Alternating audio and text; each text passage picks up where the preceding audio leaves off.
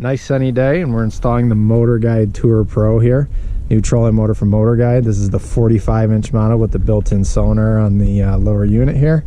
Just got everything installed, and we're gonna go over a few tricks I learned along the way.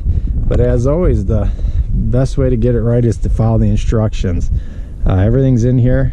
MotorGuide's got some videos on YouTube here you can check out for install. But I'm gonna go over a few key tricks I learned along the way and a few things to watch out for. The first thing to watch out for that I've had questions and phone calls about is, I just installed my motor and I've got no power. Oh my gosh.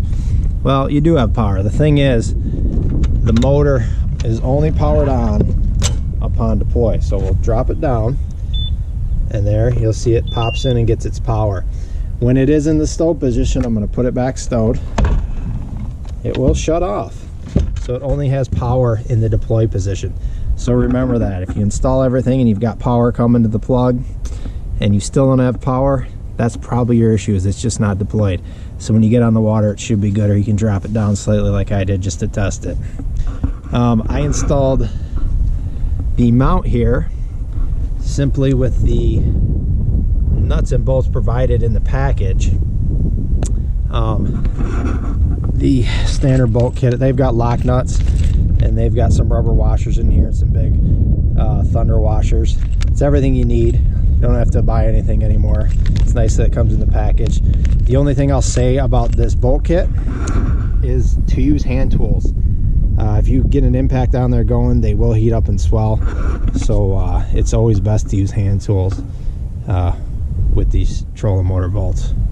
The next thing I will point out is this steering unit that you remove and install with these two Allen heads here.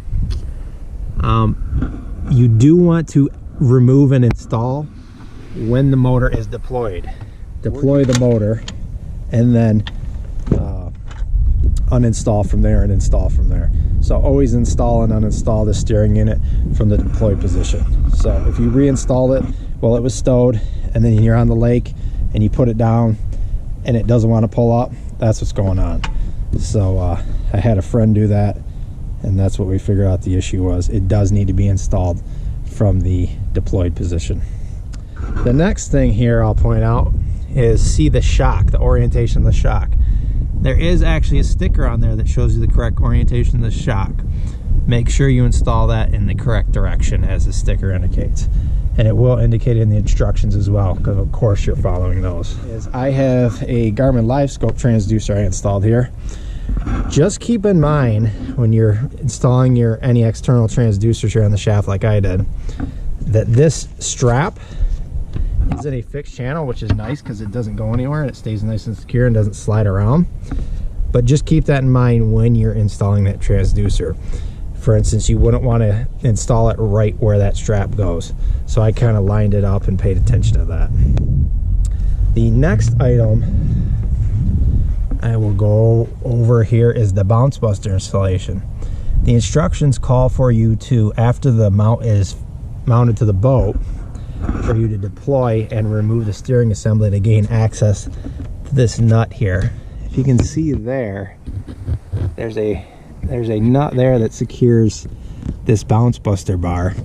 Now, rather than taking the whole steering assembly off, I simply put the bit here into the nut there, and then I took a 1/4 inch wrench. This is a standard 1/4 inch wrench, and I just slowly tighten it up by grabbing that bit. I held it down from the top as well, but it took a little bit, but it was much easier than taking this whole assembly off here.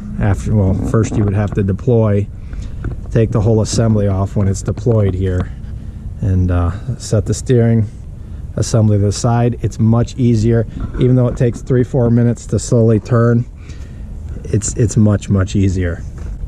And the final thing I'll bring up here is, keep this quick reference card in the boat. It's very handy.